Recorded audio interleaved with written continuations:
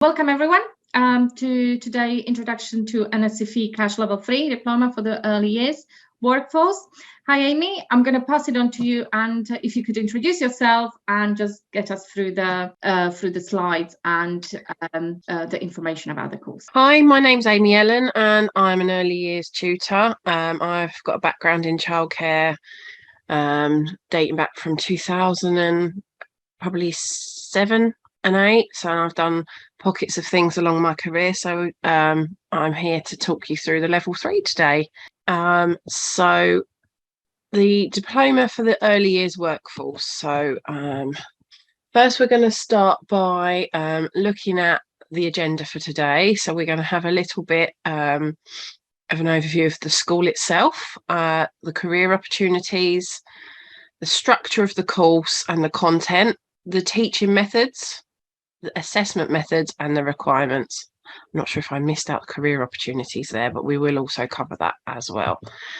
So the school started in 2014, and it was started as a result of underqualified numbers of job seekers in the childcare sector.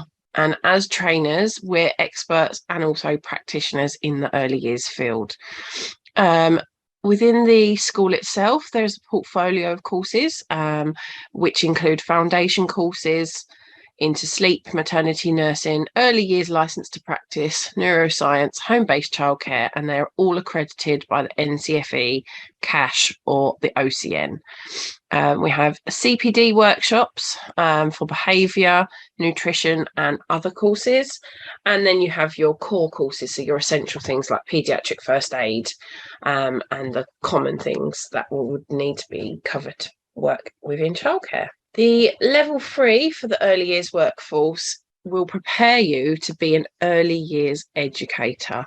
So this qualification means that you will gain the underpinning knowledge and experience to be able to work with children from birth to 5, but also gain knowledge from 5 to 7. So this qualification does take you up to the age of 7, which is the end of Key Stage 1, which is year 1 and 2.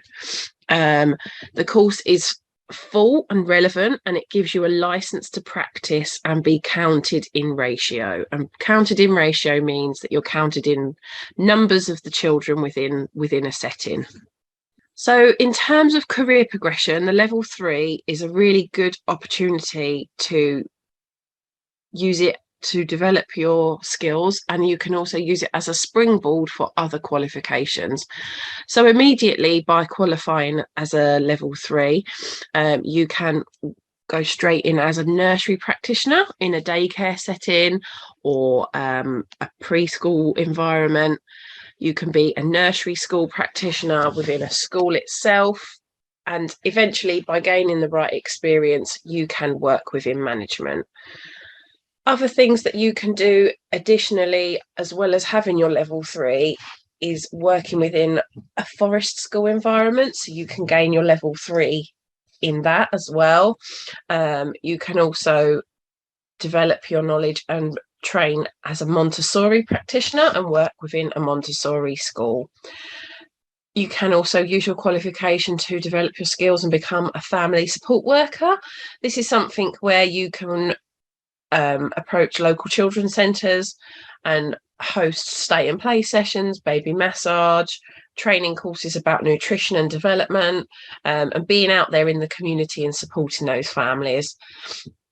Going back to education side of things, so the level 3, you are qualified to be a reception class practitioner and a Key Stage 1 teaching assistant. So within a school setting, you can assist a teacher in nursery, reception, years 1 and 2. You can also develop your skills within SENCO and social, emotional, mental health settings. So you can go and do the SENCO course and become a nominated SENCO in your setting. And you can also work in SEMH settings to support children with additional needs. So they're not in the mainstream school, they're perhaps in an alternative provision. So that could be an additional needs environment, or it could be something like out of school disengaged things as well, which is something we can talk about if you have questions. Again, I mentioned preschool. So preschools normally tend to be attached to a school or close by, and this is the step before school nursery, and they're term time only. Interestingly as well, the qualification can take you across to the NHS, and there's several things you can do within the NHS, like neonatal nursery nursing, so checking on those babies that are in the NICU, the temperatures, changing nappies, supporting parents to hold them, things like that. Then you can also work as a community practitioner within the health visiting team, hosting like baby weighing clinics, home visits, supporting the health visitor, giving advice about nutrition, lactation as well. There's also quite a few other jobs that your level 3 can give you within the NHS, so it's also worth looking on their website. You can then develop it to child protection or a welfare officer. So again, this is something you would develop within your career and your experience and gain additional qualifications as well as your level 3. Level 3 also supports you to become a home-based childcare practitioner, so a childminder or a nanny. You can also do additional courses and become a play worker or a play therapist, so supporting children, again, perhaps within hospices or hospitals, with their health and their development that way. And you can also use your level 3 as a stepping stone to do your foundation degree, such as your level 5, to follow on towards university study. So the level 3 is up here, and you can see that you can then develop your skills as the early years lead practitioner. This tends to be something you would do at management level, so that you can gain more experience. You can then top this up with your degree, and it's very common to then go across and do your early years initial teacher training to gain your early years teacher status. So similar courses to the early years workforce level 3. You have the NCFE Cash level 3 award in childcare and education. You have the nursery nurse diploma level 3 and the childcare level 3. So these do not provide you with a license to practice, but you can check out the qualifications on the link provided. Through studying with us, you have 2 options of how you go about this. You can just do the course on its own, standalone, or you can then develop it as part of an apprenticeship. So what does that apprenticeship look like, and what is an apprenticeship? So with an apprenticeship, you have a contract, you are employed by a setting, so you will get benefits such as holiday pay, guaranteed working hours, scheduled pay dates. However, as the course is subsidised by the government, it's stipulated that 20% of your working hours are used to study towards your qualification. So this can be things like study time, where you will be given some time out of the room, or how you organise study times between you and your setting. But if you worked 40 hours a week, 8 hours would be expected to have studying towards your qualification. So this can also be staff meetings, staff training, shadowing and mentoring, developing resources as well. It's any kind of additional form of learning that you don't already do. It's a direct route into work. 90% of apprentices stay within employment. So normally you can be offered a position in the setting you're working at, or it is a very good opportunity to look elsewhere. The apprenticeship doesn't cost anything for you, but that you have to have lived in the UK for longer than 3 years. The apprenticeship also gives you skills and experience to start your career, because you're working in an environment as well as studying, so you're gaining theoretical knowledge and practical experience. And by doing this helps with your confidence in a work environment, and how to liaise with parents and colleagues, how to manage work in a setting with children, and it also gives you a good basis to develop your communication skills. So the qualification itself runs in 3 themes. The first one being health and well-being. Then we have legislation, frameworks and professional practice. And the third one is play, development and learning for school readiness. So these are all related to children's development and from birth to 7 years. So within theme 1, so this would be the first theme that we approach within your qualification. The first units that you will be looking at are healthy lifestyles and healthy exercise. So healthy lifestyles goes through the food and nutrition of children, and all of the units are theory and knowledge. So you will have practical elements such as observations and activity plans, and then you will have the theoretical sides of things. So it'll be something like one of the criteria is explain the nutritional requirements from birth to 7 years, and then you have identifying the different types of food groups. For 1.2, we're looking at exercise and how you can support parents to promote exercise with children, and also developing that awareness of a healthy lifestyle to children and what that means. 1.3 is physical care. So physical care for children, things like nappy changing, sleep routines, meal times, anything to support their physical care needs, toileting and things like that. Then you have EYE 1.4, which is about emotional well-being. So it's your role as a practitioner, understanding the attachment between parents and children and how that happens during the bonding process of birth, and how you can support that through transitions and things that children will experience in their life. 1.5 is looking at how you, as a practitioner, you're supporting children that are unwell, and also within that you touch on hospital stays and play therapy, which is something we mentioned earlier. So this sets the groundwork for you to then progress onto the theme 2.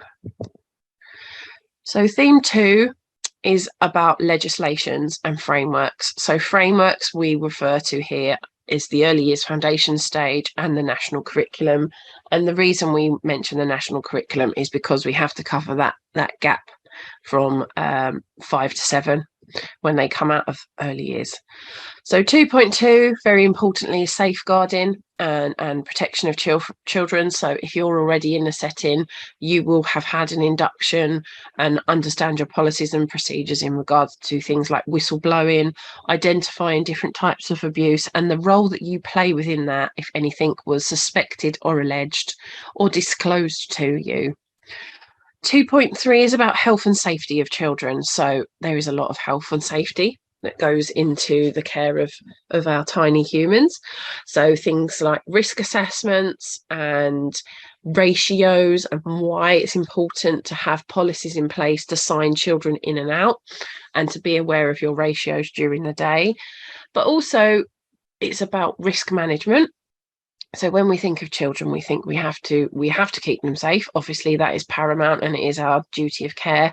But also it's about having that balanced approach. So how do we introduce activities that have an element of risk, like balancing beams, or perhaps like using wooden nails and hammers, because some settings do that, to develop those skills as they're growing. 2.5 is working in partnership. So within early years, we work in partnership with parents on a daily basis. We're through feedback, getting to know the children and their needs with regards to their development, their health, their interests, their day-to-day routine. And then you have professionals.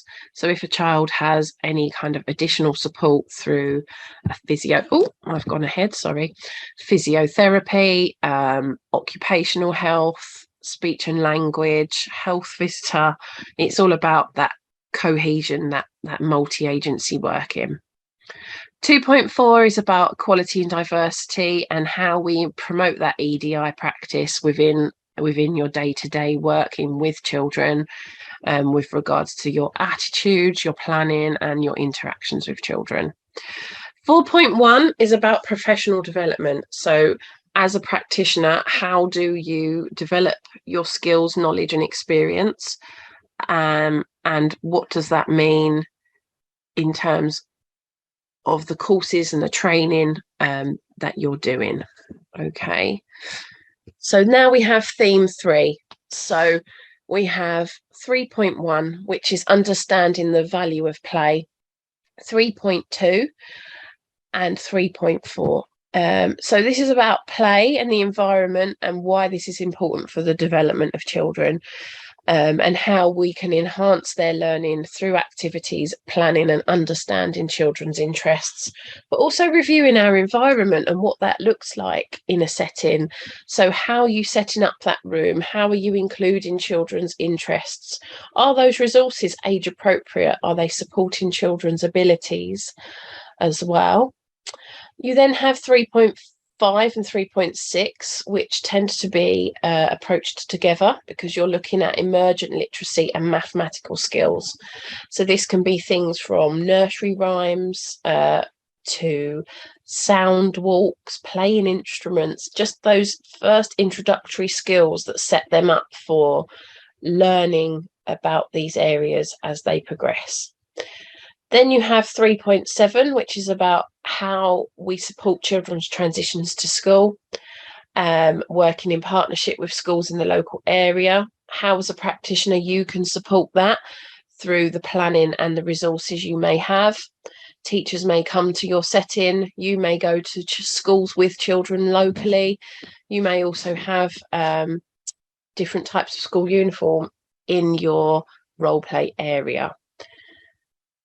Then 3.9, 3.10, 3.11 and 3.12 tend to work quite nicely together as one unit instead of 4 separate, because you're looking at the development of cognitive, speech and language, physical development and personal, social and emotional development. So from birth to 7, how are they developing in those areas? Lastly, we focus on 313, 314 and 315. So 313 is looking at how we work with children with additional needs. Now, when we think of additional needs, we think of additional learning needs, behaviour, mental health, but also it's things we do out of the ordinary with children. So if they're going through something at home, what extra are we doing to support them? 3.14 is about the different types of observations we can use and how that supports us in assessing and planning children's development. And 3.15 is a longitudinal study, which is something we're going to look into further. Okay, so the longitudinal study. This is where you will use your observations and assessments to plan for a child's individual needs. Overall, the longitudinal study takes up to 6 weeks. So what you will do with your tutor is agree to select a child that is in your setting between the ages of birth to 5, and you will look at one area of development that is specific to them. The 4 areas that are covered are physical, cognitive, personal, social, emotional, or communication and language. And you will only focus on that one area over the period of 6 weeks. So you will complete a minimum of 4 observations and activities and use these to plan for the child's development. During this period, you're going to work in partnership with your colleagues and your parent. You're going to look at different types of observations, how they support children's development, and you're going to plan for that child and make that related to their abilities and their interests. At the end of your observations and activities, you will complete a critical evaluation and you will evaluate the effectiveness of your longitudinal study. So, assessment. During your course, you will need to complete all 23 units, including the longitudinal study. You need to demonstrate competence in the real work environment, meaning you need to show a tutor, your tutor, that you understand the elements of your qualification, and you need to demonstrate this through written work, observations and professional discussions. Professional discussions are just that, you will have a set of criteria and guidance to make notes on, and then you will meet with your tutor to complete a discussion, which is then recorded and uploaded to your portfolio. Within this course, you kind of have to think, well, why is self-paced learning highly effective? And I think in the modern society that we live in, flexibility is key. So looking at self-paced learning, it's convenient, especially for all of us with busy schedules with children, obligations, caring needs, traveling, and work arrangements. It's personalized as well, so you can go at a pace that suits you, and it's tailored to your experience, meeting your individual needs and goals. So throughout my experience as a tutor, no learner is the same. Some prefer written work, some like discussion, some don't like the thought of discussion and it makes them nervous, so they would rather write more, or they work through it with you and you are supporting them throughout. So you have control over the pace, and it allows you to have that control of your learning, enabling you to move through the material as quickly or as slowly as you need. We provide students with access to tutorials, videos, and learning resources within your portfolio that will support you, including exercises and quizzes related to the units that we discussed previously. So e-learning, what is e-learning? So within the e-learning portfolio system that we use, it includes a filmed tutorial with a presenter, and you can also download the text that the presenter is saying to support learners with hearing difficulties. You have a lot of reading resources available in PDF format and links to relevant and trusted websites. The presentations related to the units also give you extra information, and there are a lot of good practice examples as to how you can develop this within your setting. Interactive quizzes to test yourself on the knowledge you have learned, and if you want to develop further, there are extended activity tasks. So that's the course, and in a summary, but what are the expectations of you as a student? So this is an intense course because it is 23 units and it requires commitment from yourself. In order to be successful to complete the course, you need to dedicate 3 to 5 hours a week for producing your written assignments, such as reports, summaries, case studies, and reflections. You need to secure 350 hours, so 12 hours a week, of working with children 0 to 5. So this is for the standalone course. That can be done through voluntary work, but you have to have that in order to gain this qualification.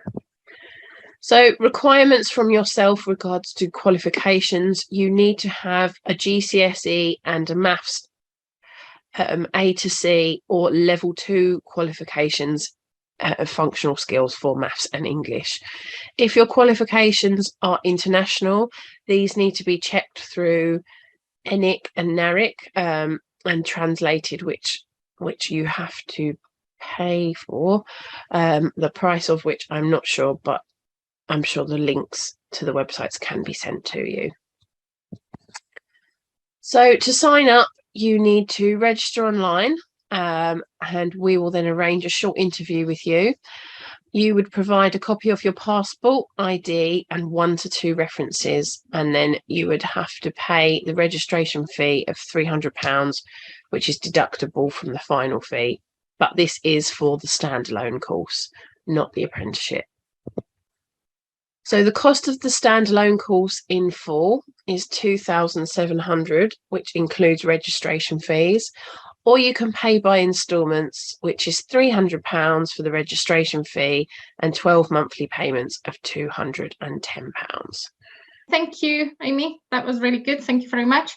We have a link to our calendars, so you can arrange half an hour session with one of our someone from our team, and we can really discuss your particular circumstances and whether the course is suitable for you.